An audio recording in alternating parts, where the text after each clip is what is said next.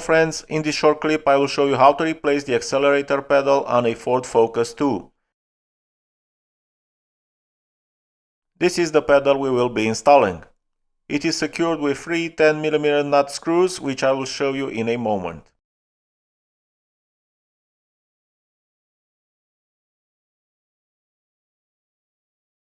One of the nuts is down here. And there are two more at the top, which are harder to reach, so you'll need a flexible extension.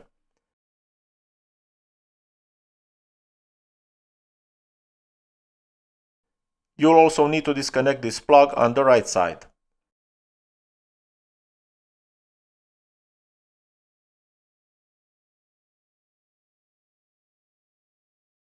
As I mentioned, you'll need a 10mm socket, a flexible extension, and a screwdriver style driver or a ratchet wrench.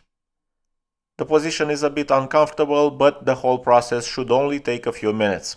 I hope this clip was helpful. Don't forget to like, leave a comment or subscribe to the channel. It's completely free.